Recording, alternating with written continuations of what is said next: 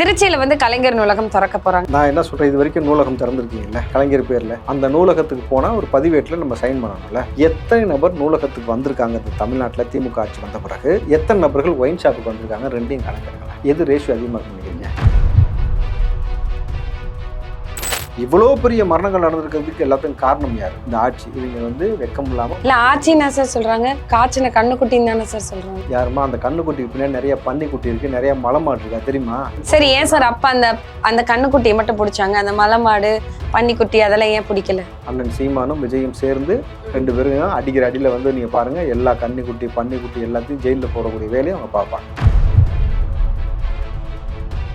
ரன்னிங்னா Usain Bolt, கிரிக்கெட்னா Dhoni, அரசியல்னா எங்க அப்பா ஸ்டாலின் தான். உதயநிதி ஸ்டாலின் அவர்கள் அவர் வாயாலேயே சொல்லியிருக்கிறாரு. இந்த விஷயத்துல நான் உடன்படுறேன். உதயநிதி சொன்னது சரி. இல்ல உதயநிதி சொன்னதெல்லாம் நீங்க சரின்னு ஒத்துக்கவே மாட்டீங்களே. ஆமா சரிம்மா, ஏன்னா நல்லா யோசிச்சு பாருங்களேன். எப்படி உசைன் போல்ட்டும் டோனியும் தன்னுடைய சாதனையை தானே முறியடித்துக் கொள்கிறார்களோ அது போன்ற வந்து ஸ்டாலின் அவர்களும் தன்னுடைய சாதனையை தானே முறியடித்துக் கொள்கிறார் உதயநிதி சொல்லும் பொழுது, போன முறை 21 மரணம், இந்த முறை 64 மரணம். அவர் சாதனை அவரே முறியடிச்சுக்கிறாரா? கள்ளச்சாராய மரணத்தினால. அப்போ ஒத்துக்க தானே வேணும். கரெக்ட் தானே? சார், சட்டமன்ற கூட்டத்தொடரில் வந்துட்டு ஒரு சம்பவம் நடந்துச்சு சார். அந்த காணொலி எல்லாருமே பார்த்தோம். நீங்க கண்டிப்பா பார்த்துருப்பீங்க. ராஜ கண்ணப்பன் அவர்கள் ஒரு வேலை பண்ணினாரு, அதை அப்படியே வெளியே காமிச்சிருக்கிறாங்க. அதை ஏற்றுக்கக்கூடிய விஷயமாவே இல்லை. அருவருப்பு தக்க ஒரு விஷயத்த சட்டமன்றம் நடந்து கொண்டிருக்க கூட்டத்தொடரில் ஒரு மனுஷன் கொஞ்சம் கூட இல்லாமல் கீழே அப்படி குனிஞ்சு எச்சு துப்புறான் மொத்தமா.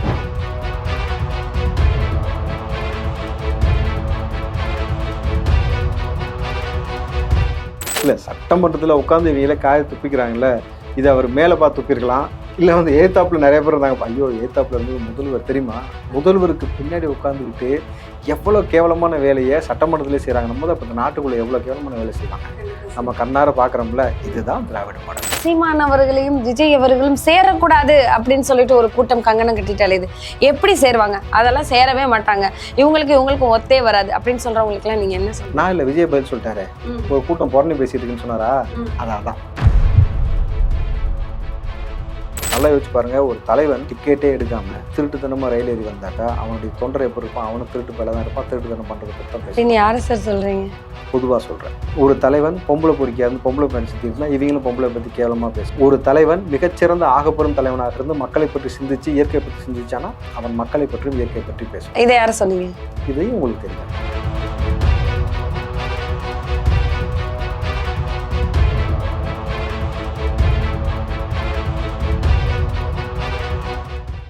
வணக்கம் சார். வணக்கம்மா. சார், ஒரு விஷயம் உங்களுக்கு ரொம்ப பிடிச்ச விஷயம் தான் சொல்ல போறேன். திருச்சியில வந்து கலைஞர் நூலகம் திறக்க போறாங்க, அதை நீங்க எப்படி பாக்குறீங்க? கலைஞர் நூலகம் திறக்கிறானுங்க, சரிங்களா? சரி, ஓகே. நான் என்ன சொல்றேன், இது வரைக்கும் நூலகம் திறந்திருக்கீங்கல்ல கலைஞர் பேர்ல, அந்த நூலகத்துக்கு போனா ஒரு பதிவேட்டில் நம்ம சைன் பண்ணணும்ல. எத்தனை நபர் நூலகத்துக்கு வந்திருக்காங்க இந்த தமிழ்நாட்டில் திமுக ஆட்சி வந்த பிறகு? எத்தனை நபர்கள் ஒயின் ஷாப்புக்கு வந்திருக்காங்க? ரெண்டையும் கணக்கெடுங்களேன். எது ரேஷியோ அதிகமாக இருக்குன்னு நினைக்கிறீங்க? நீங்க ஏன் சார் ஒயின் ஷாப்புக்கு வரீங்க?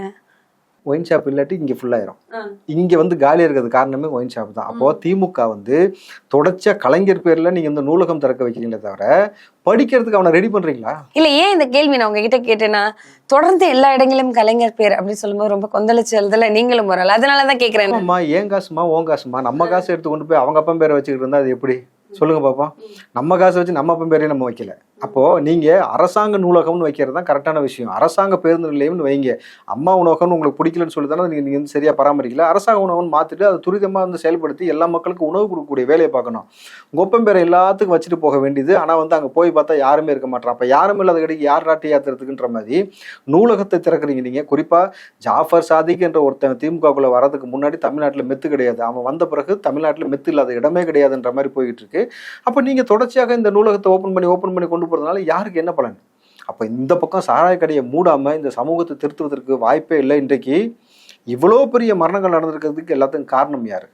இந்த ஆட்சி. இவங்க வந்து வெக்கம் இல்லாம. இல்ல ஆட்சின்னா சார் சொல்றாங்க, காய்ச்சின கண்ணுக்குட்டின்னு தானே சார் சொல்றாங்க. யாருமா அந்த கண்ணுக்குட்டிக்கு பின்னாடி நிறைய பன்னிக்குட்டி இருக்கு, நிறைய மலைமாடு இருக்கா தெரியுமா?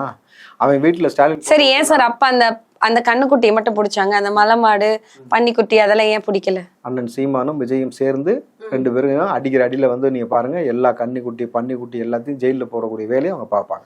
சார், இந்த பக்கம் ஒரு விஷயம், நூலகம் விஷயம் பரபரப்பா போயிட்டு இருக்கும்போது இந்த பக்கம் உதயநிதி ஸ்டாலின் அவர்கள் ஒரு விஷயம் சொல்லியிருக்கிறாரு. அவங்க அப்பா பத்தி சொல்லியிருக்காரு. ஏன்னா அவர் யாரை பத்தியாவது பேசுவார், அதனால கேட்டேன். ரன்னிங்னா உசைன் போல்டு, கிரிக்கெட்னா டோனி, அரசியல்னா எங்க அப்பா ஸ்டாலின் தான். உசைன் போல்டும் டோனியும் அவங்களோட சாதனை எப்படி முறியடிச்சாங்களோ அது போல வந்து ஸ்டாலின் அவர்களும் முறியடிச்சிட்டு இருக்காரு அப்படிங்கிறத உதயநிதி ஸ்டாலின் அவர்கள் அவர் வாயாலேயே சொல்லியிருக்கிறாரு. அதை நீங்க எப்படி பாக்குறீங்க? இல்ல ஏதாவது கமெண்ட்ரி வச்சிருப்பீங்க சார் நீங்க? இல்லம்மா, அதாவது இந்த விஷயத்த நான் உடன்படுறேன். உதயநிதி சொன்னது சரி. சரியா? இல்ல உதயநிதி சொன்னதெல்லாம் நீங்க சரின்னு ஒத்துக்கவே மாட்டீங்களே. ஆமா சரிம்மா, ஏன்னா நல்லா யோசிச்சு பாருங்களேன். எப்படி உசைன் போல்டும் டோனியும் தன்னுடைய சாதனையை தானே முறியடித்துக் கொள்கிறார்களோ அது போன்ற வந்து ஸ்டாலின் அவர்களும் தன்னுடைய சாதனையை தானே முறியடித்துக் கொள்கிறார் உதயநிதி சொல்லும் பொழுது, போன முறை 21 மரணம், இந்த முறை 64 மரணம். அவர் சாதனை அவரே முறியடிச்சுக்கிறாரா? கள்ளச்சாராய மரணத்தினால. அப்போ ஒத்துக்க தானே வேணும், கரெக்டு தானே? அப்ப தான் அப்ப வந்து எதுக்கும் தகுதியற்ற ஒரு ஆட்சியை கொடுத்து கொண்டிருக்கான்றத சட்டமன்றத்துல உட்காந்து உதயநிதி பேசிட்டு இருக்கிறாரு. அது நீங்க பாத்தீங்களா இல்லையா? சார் சட்டமன்ற கூட்டத்தொடர்ல வந்துட்டு ஒரு சம்பவம் நடந்துச்சு சார். அந்த காணொலி எல்லாருமே பார்த்தோம். நீங்க கண்டிப்பா பார்த்திருப்பீங்க. ராஜா கண்ணப்பன் அவர்கள் ஒரு வேலை பண்ணினாரு. அதை அப்படியே வெளியே காமிச்சிருக்கிறாங்க. அதை ஏற்றுக்கக்கூடிய விஷயமாவே இல்ல. நீங்க எப்படி பாக்குறீங்க? அதை அருவருப்பு தக்க ஒரு விஷயத்த சட்டமன்றம் நடந்து கொண்டிருக்க கூட்டத்தொடர்ல ஒரு மனுஷன் கொஞ்சம் கூட இல்லாம கீழே அப்படி குனிஞ்சு எச்சு துப்புறான் மொத்தமா.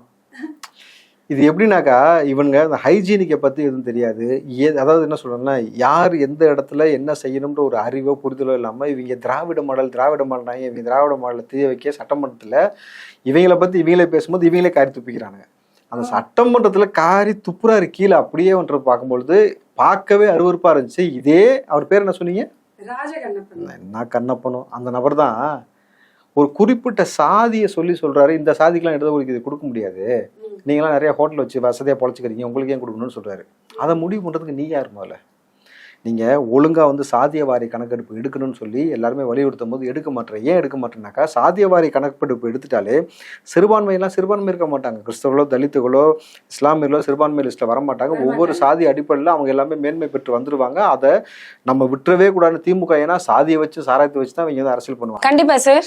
அந்த மாதிரி வேலையை பண்ணிட்டு இருக்கிறது இன்னைக்கு அவங்கள காரி துப்பு. அதை பார்க்கும்போது எனக்கே சட்டமன்றத்தில் உட்காந்து இவங்கள காரி துப்பிக்கிறாங்கல்ல, இதை அவர் மேலே பார்த்து துப்பிருக்கலாம். இல்லை வந்து ஏத்தாப்புல நிறைய பேர் இருந்தாங்க. ஐயோ ஏத்தாப்புல இருந்தது முதல்வர் தெரியுமா? முதல்வருக்கு பின்னாடி உட்காந்துக்கிட்டு எவ்வளோ கேவலமான வேலையை சட்டமன்றத்திலே செய்யறாங்க. நம்ம அப்போ இந்த நாட்டுக்குள்ள எவ்வளோ கேவலமான வேலை செய்வாங்க நம்ம கண்ணார பாக்குறோம்ல. இதுதான் திராவிட மாடல். சட்டமன்றத்துல வந்து ராஜகண்ணப்பன் பண்ணின வேலை வந்து ரொம்ப அருவருப்பு தக்கதுன்னு சொல்லிட்டீங்க. நாடாளுமன்றத்துல பதவியேற்பு விழால எம்பிகளே வந்துட்டு உதயநிதி வாழ்க அப்படின்னு சொல்றாங்க. அப்ப எம்பிகளே உதயநிதி வாழ்கன்னு சொல்றாங்கன்னா திமுகவோட அடுத்த தலைவர் வந்து உதயநிதி ஸ்டாலின் தான் சொல்லிட்டு அவங்க ஏத்துக்கிட்டாங்களா? அந்த நாடாளுமன்றத்துல அதை வந்து பதிவு பண்றாங்களா சார்? திமுகவுடைய அடுத்த தலைவர் உதயநிதி என்றதுக்காகத்தான் அங்க வந்து பதவி ஏற்கும் பொழுது எம்பிகளே ஒவ்வொரு நபரா வந்து உதயநிதி வாழ்கன்னு சொன்னாங்க. சரி, மரபுப்படி பாத்தீங்கன்னாக்கா கலைஞருக்கு சொல்லுவாங்க, இன்னைக்கு முதல்வர்னால ஸ்டாலினுக்கு சொல்லுவாங்க. ஆனா உதயநிதிக்கு சொல்லியிருக்காங்கன்னா இவர் தலைவர்னு ஒத்துக்கிட்டாங்க, அதனால சொல்றாங்க. ரைட்டு. அதுலயே கூடுதல் ஒரு சுவாரஸ்யமான விஷயம் சொல்லட்டுமா? 2 பேர் இல்ல 3 பேர் அடுத்து பதவி ஏற்று முடிச்சுட்டு கலைஞர் வாழ்க, ஏவா வேலு வாழ்கன்னாங்க. புரியுதுங்களா? இது ஒரு பக்கம் போச்சா. அடுத்து இன்னொரு நபர் வந்து பதவி ஏற்றது கனிமொழி வாழ்கன்னாரு. அடுத்து இன்னொரு நபர் 2 பேர் வந்து KKSSR வாழ்கன்னாங்க. அப்போ என்ன அர்த்தம்? உன்னை தலைவராகவே ஏத்துக்கலன்னு அர்த்தம். நாங்களாம் இருக்கிறோம் காம்படிஷன்ல. நேற்று வரைக்கும் சினிமாவில் சுற்றி இருந்த பொடிப்பாய் நீ வந்து தலைவராக நாங்கள் விட்டுருவோமா? எங்காலும் எங்க அனுப்பிச்சிருக்கோம் போடுறான். அவங்களுக்குள்ளேயே போட்டி இருக்கு. போட்டியா புகைச்சல் பயங்கரமா போயிட்டு இருக்கு. நாளைக்கு ஸ்டாலின் மட்டும் ஆக்டிவா இல்லை இன்ஆக்டிவ் ஆகிட்டு உதயநிதியை தலைமை பொறுப்பில் உட்கார வச்சா இருக்கக்கூடிய சீனியர்களே உதயநிதியை முடிச்சு விடுற வேலையை ஈஸியாக பார்த்துருவாங்க. ஸோ நாடாளுமன்றத்தில் இவங்க என்ன நினச்சிட்டு இருக்காங்க, திமுகனாக்கா உதயநிதியை புகழ்ந்துட்டாங்கன்னு பார்க்குறாங்க. டேய், உன் கட்சியோட லட்சணத்தை அங்கே வெட்ட வெளிச்சம் ஆக்கியிருக்கானுங்க. புரிஞ்சுங்களா? நீங்களாம் தகுதியான தலைவர் கிடையாது, நீ அதற்கான நபரே கிடையாது. எங்கால் இருக்கான்னு திமுகக்குள்ள இது ஒரு பக்கம் போகும்பொழுது கனிமொழி அவர்கள் யாரை குறித்துமே பேசலை, வெறும் பதவி மட்டும் எடுத்துகிட்டு வந்துட்டாங்க. யாரை பற்றியும் பேசலை, ஸ்டாலினை பற்றி கூட பேசலை. ராசா யாரை பத்தியுமே பேசல, டிஆர் பாலு யாரை பத்தியுமே பேசல. அப்ப சீனியர் மோஸ்ட் எல்லாரும் என்ன இருக்காங்க, டிஎம்கேவுக்கு இந்த பக்கம் ஸ்டாலினுக்கும் அகேன்ஸ்ட், உதயநிதிக்கும் அகேன்ஸ்ட். அப்போ எவ்வளவு பெரிய ஒரு குளறுபடி ஏற்படுதுனாக்கா, இவர் சரியான தலைவர் இல்லை, இவர் ஜாலி பாய் பிளே பாயா அழகா ஊர் சுத்திக்கிட்டு விளையாண்டுட்டு இருக்காரு. அதனாலதான் விளையாட்டுத்துறை அமைச்சராக கொடுத்துருக்கிறோம், அவரெல்லாம் தலைவராக ஏத்துக்க முடியாதுன்றத பட்டவத்தமா சொல்லியிருக்காங்க. அது புரியாம பைத்தியக்காரங்க இங்க வந்து நாங்க பாத்தீங்களா நாங்க அப்படியா நாங்க இப்படியானாக்கா, தமிழ்நாட்டு மக்கள் நல்லா தெரிஞ்சுக்கங்க, திமுகவிற்கு சாவுமணி அடிப்பதற்கு காத்து கொண்டிருக்கிறார்கள். அதற்கு முதல் படியாக தான் இன்னைக்கு விஜய் அவர்கள் வந்து களத்தில் இறங்கின விஷயமா இருக்கட்டும். இன்னைக்கு மாணவ பிள்ளைகளை சந்திச்சு நல்லா யோசிச்சு பாருங்க. இவங்க 100 ரூபா 1000 ரூபாய் கொடுத்தாங்களா எல்லாத்துக்கும்? ஆமா சார், எல்லாத்துக்கும் எல்லாம் கொடுக்கல. அதுலயும் ஏமாத்து வேலை பண்ணாங்க, திருட்டுத்தனம் பண்ணாங்க.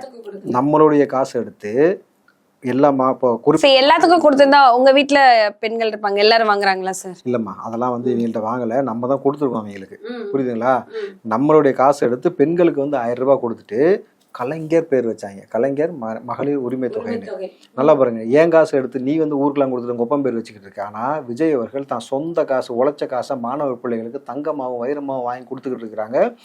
இந்த அரசாங்கம் எதை வேணாலும் பிடிக்கும். திமுக விவசாயத்து நிலத்தை பிடிங்கிட்டு குண்ட சட்டம் போடும், எதை வேணா பிடிக்கும், கல்வியை மட்டும் பிடுங்க முடியாது. அதற்காக நீங்க கஷ்டப்பட்டு படிங்க, உங்களுக்கு நான் உறுதுணையா இருக்கிறேன்னு சொல்லிட்டு உழைச்ச காசை கை காசு எடுத்து கொடுக்கல. அவர் தலைவரா இவர் தலைவரான்றது நீங்க ரெண்டையும் பொருத்தி பார்த்தீங்கன்னா தெரியும். இதுதான் 2026 திமுகவிற்கு ஸ்டாலின் சொன்ன வார்த்தை தான். இனி கண்ணு கட்டினது எதிரி இல்லைன்னு தெரியுமா? எதிரி இல்லைன்னு சொன்னார்ல, சுடுகாட்டில் நின்றுட்டு இருக்கான்றது தெரிஞ்சு போச்சு தெளிவா.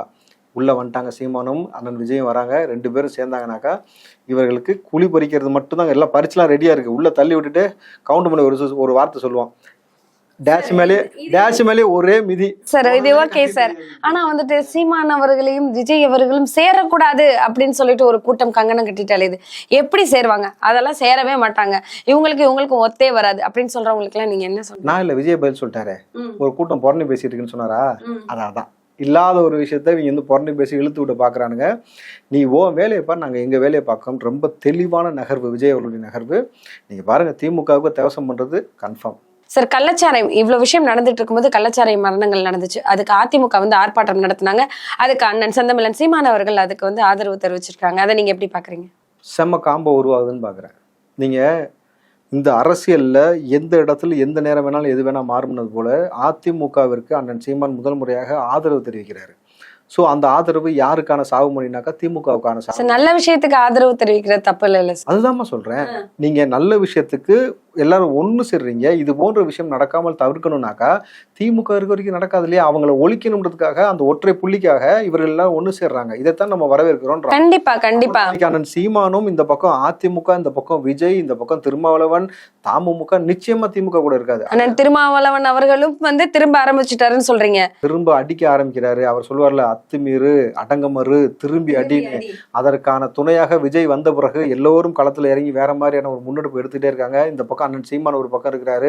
2 பேர்ட்டையும் சீமான்ட்டு விஜய் இருக்கக்கூடியது வந்து இளைஞர் படைகள், தொண்டர் படைகள். அவர்கள் வந்து ரொம்ப அக்ரெசிவா எந்த எக்ஸ்ட்ரீமும் பார்ப்பாங்க. இவங்களை மாதிரி வந்து இது வரைக்கும் பல திருடனே பார்த்தது. நல்லா யோசிச்சு பாருங்க, ஒரு தலைவன் டிக்கெட்டே எடுக்காம திருட்டுத்தனமா ரயில் ஏறி வந்தாக்கா அவனுடைய தொண்டரை எப்படி இருப்பான்? அவனும் திருட்டு பயில தான் இருப்பான். திருட்டுத்தனம் பண்றதை பத்தி தான் பேசுறேன். யாரு சார் சொல்றீங்க?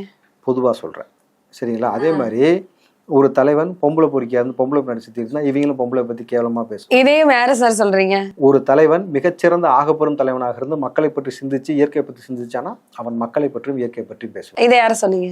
இதையும் உங்களுக்கு தெரியும், புரியுதுங்களா? அப்போ கடைசியா சொன்னது யாரு? இது விஜய்க்கும் பொருந்தும், அண்ணன் சீமானுக்கும் பொருந்தும், புரியுதுங்களா? அப்ப இதுக்கு முன்னாடி சொன்னது யாருன்னு தமிழ்நாட்டுக்கே தெரியும்.